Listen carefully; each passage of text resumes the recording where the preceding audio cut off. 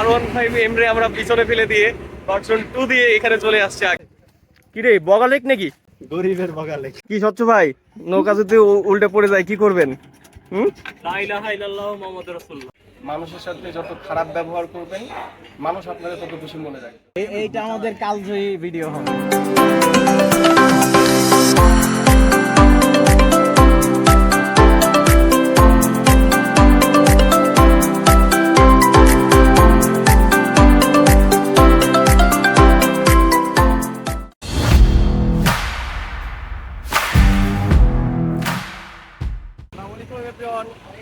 আমরা কোথায় যাচ্ছি আজকে জানি না, ডেস্টিনেশন জানি না, হালকা একটা রাফ ক্যালকুলেশন করেছি আমরা সীতাকুণ্ড যাব।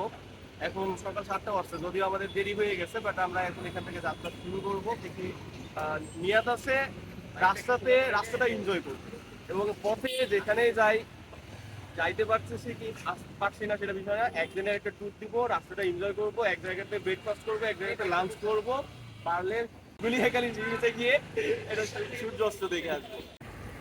তো ট্রিপ শুরু করার আগে ট্রিপ মিটারটা 0 করে ফেলি। সময় স্বল্পতার জন্য আমরা একদিনের বেশি ট্রিপে প্ল্যান করতে পারি নাই, এবং ঢাকার কাছাকাছি কোনো প্রাকৃতিক জায়গা না থাকার কারণে আমরা চিন্তা করলাম সীতাকুণ্ড যাব।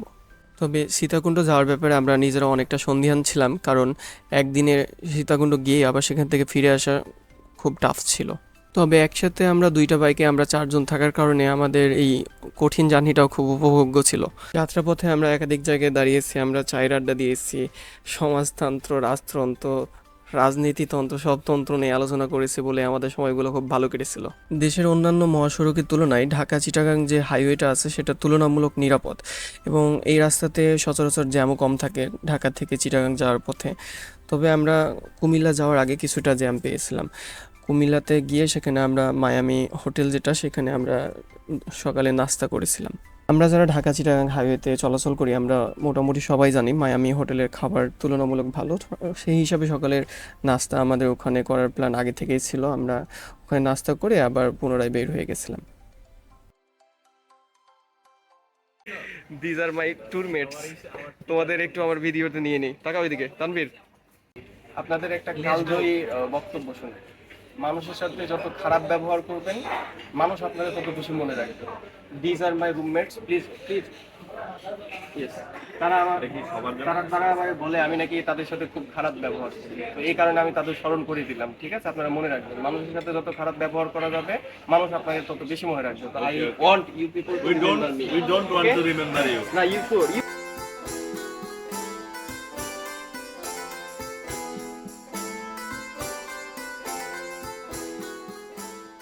মায়ামি রেস্টুরেন্টে নাস্তা করে আমরা পুনরায় যাত্রা শুরু করতে প্রায় 11টা 20 বেজে গেছিলো। আমরা কুমিল্লায় ঢোকার পথে কিছু জায়গাতে জ্যাম পাওয়ার কারণে আমাদের ঢাকা থেকে কুমিল্লা আসতে তুলনামূলক একটু বেশি সময় লেগেছিল।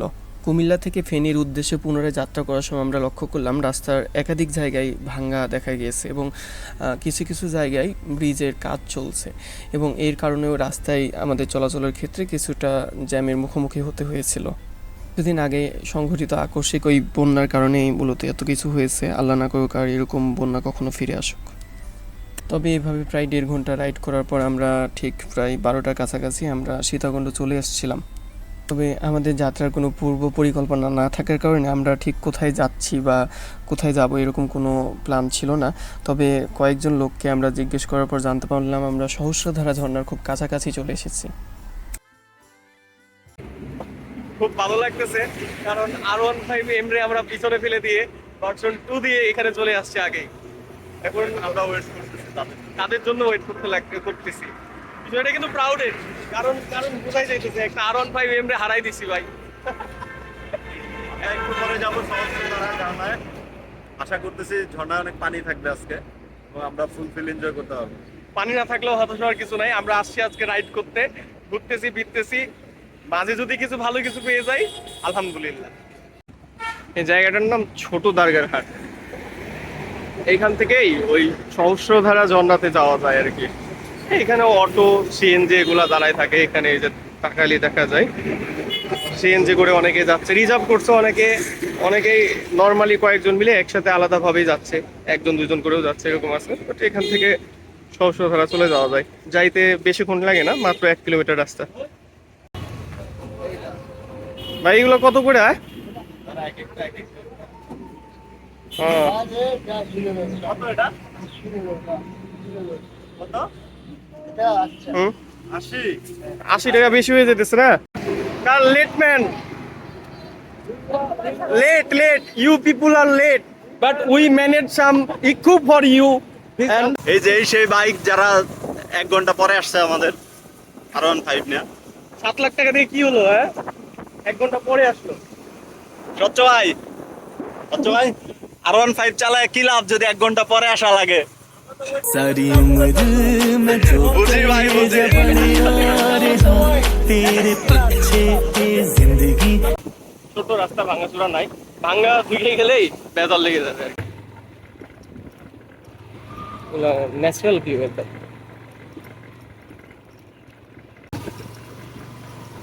সীতাকুণ্ড যতটা মানুষ মানে ধরলে যে অল্প খরচে যেভাবে আসতে পারে, অন্য কোথাও কিন্তু এত ইজিলি, এত অল্প খরচে এত তাড়াতাড়ি আসতে পারে না। তো এই দিক দিয়ে আর কি খুবই ভালো। কেউ 2 দিন থেকে 3 দিনের সময় নিয়ে যদি আসে এই জায়গাতে, এতটুকুই যথেষ্ট। এই প্রাকৃতিক আবহাওয়া এই এই জিনিসটাই টানে, বুঝছস? মানে তুই দেখ ভাই, অলরেডি গুজবাম। ওই দেখ পাহাড়ের এইটা তো ভাই অসাধারণ। Wow! তুই চিন্তা কর, বাইক নিয়ে এত দূর চলে আসছিস, বুঝছস? এই যে 250-300 কিলো জার্নি করে আসলাম, সেই জার্নির মানে ক্লান্তিটা সম্ভবত 5 মিনিটে দূর হয়ে গেছে। এই যে সিনারিও গুলা দেখ। এটা বলা হয় না যে কোন একটা ডেস্টিনেশনে যাওয়ার সময় ওই ডেস্টিনেশনে যাওয়ার চাইতে তার পথটাই আসলে বেশি উপভোগ্য হয়। তো এইখানে আসলে তাই। তুই মানে ভাবতে গাড়ি চালা, আমি আর চালাইতেছি না, আমি দেখতে চাই বসে থেকে আর কি বিষয়গুলা। আসলেই সুন্দর রে ভাই, ফেলিস না তাইলে হবে, বাকিটা ঠিক আছে। হেয়ার কামস আওয়ার সহস্রধারা। গুটি গুটি পায়ে এখন উঠে যাবো আমরা এখানে। গুটি গুটি পায়ে এগিয়ে যাচ্ছে আমার ব্রোজরা। কি মাজার কিং, তোমার টিকটক লুকটা একটু দেখাই দাও।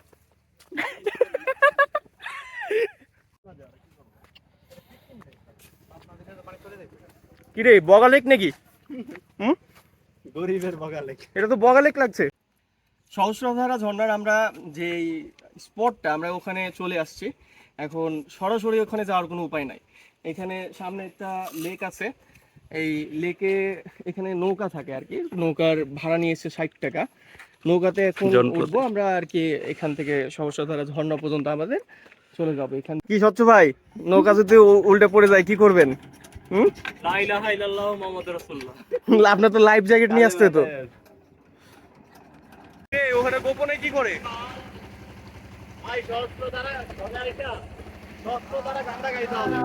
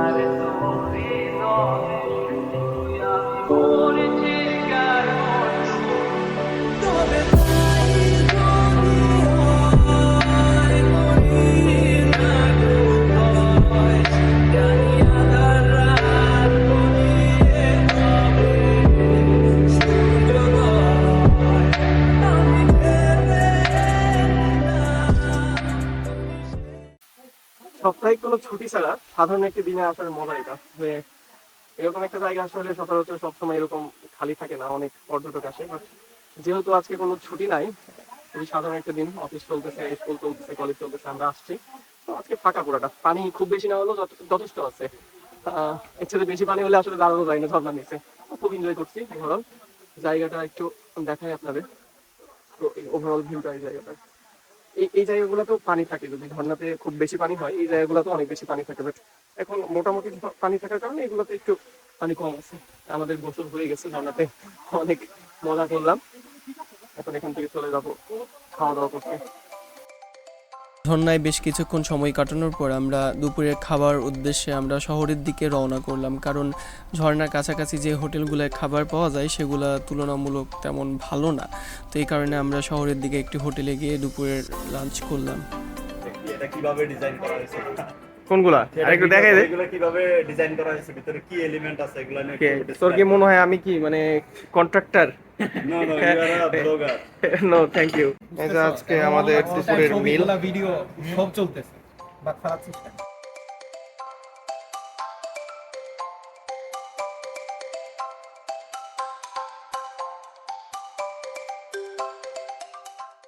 দুপুরের খাওয়া শেষে আমরা এবার যাত্রা করলাম গুলিয়াখালী সি বিচের উদ্দেশ্যে।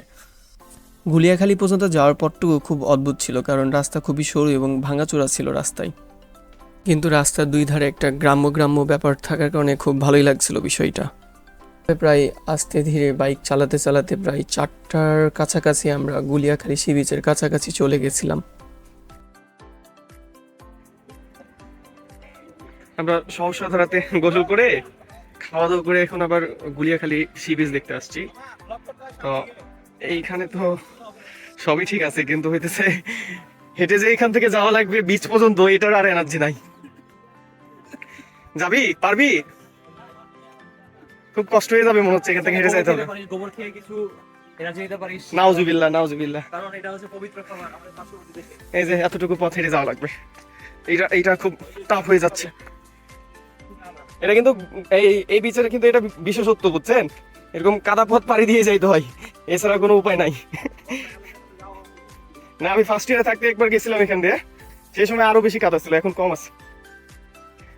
আপনার পিছনে একটা কিউআর কোড দেখতে পাচ্ছি, স্ক্যান করলে কিছু পাওয়া যাবে নাকি? টাকা পয়সা? Is it valid? I don't think so.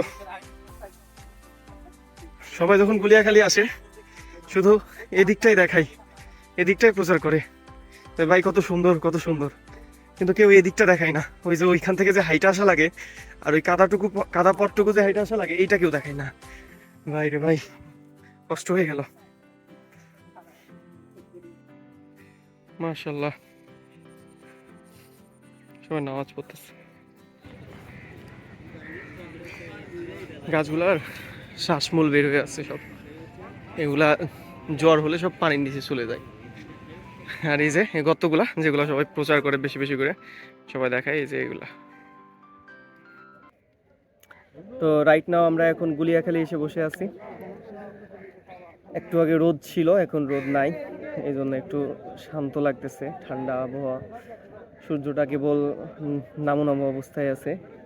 মাঝে দিয়ে একটা ঘটনা ঘটছে, সেটা নিয়ে আর না বলি। আমাদের কিং মাঝার তার ফোন হারা অবস্থা, এখন জানি না কপালে কি আছে। বিগত 3 ট্যুরে 3 ট্যুরমেটের 3টা ফোন হারিয়েছি।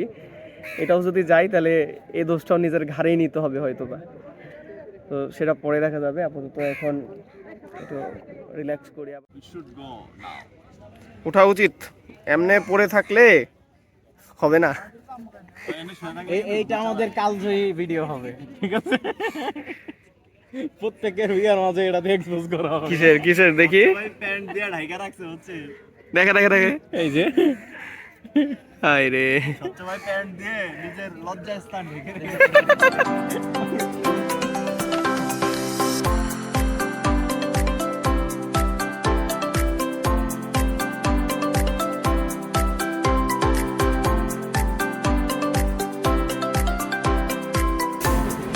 ট্যুর প্রায় শেষ।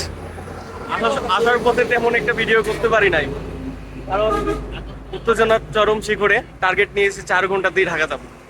টান উত্তেজনা, 2 ঘন্টাও হয় নাই, আমরা অর্ধেক পথ প্রায় চলে আসছি। ওই কুমিল্লার প্রায় কাছাকাছি চলে আসছি। জায়গাটার নাম জানি না আসলে কোন জায়গায় আছে। দাঁড়াইলাম একটু চা খাবো। তো তেমন একটা ভিডিও করা হয় নাই, বাট খুব রাফ ট্যুর হয়ে গেল। একদিনে আসলে টোটালে আপ অ্যান্ড ডাউন মিলে 450-এর উপর। তো বলা যায় ভালোই রাফ টাফ গেল। দেখা হচ্ছে একবারে ঢাকা গিয়ে। তাহলে কি একটাই বাকি ছিল নাকি? বৃষ্টি পারফেক্ট হয়ে গেছে ভাই। পাওয়া যাবে? বৃষ্টি কখনো আমাদের প্রতিবন্ধকতা সৃষ্টি করতে পারবে। তাহলে কি আমরা এটা একটা অ্যাডভেঞ্চার হিসেবে নিচ্ছি? অবশ্যই আমাদের এইটা আর কি অ্যাডভেঞ্চার। 2-3 কাপ করে চা খেয়ে নেব, পর্যাপ্ত পরিমাণ ক্যাফেন ইনটেক হয়ে গেলে তারপর স্ট্যামিনাও বেড়ে যাবে, আমরা উড়াধুরা করতে পারবো। বৃষ্টি যদি নাও থামে তবুও আমরা হার মানবো না। ঢাকা গিয়ে দেখা হবে একদিন।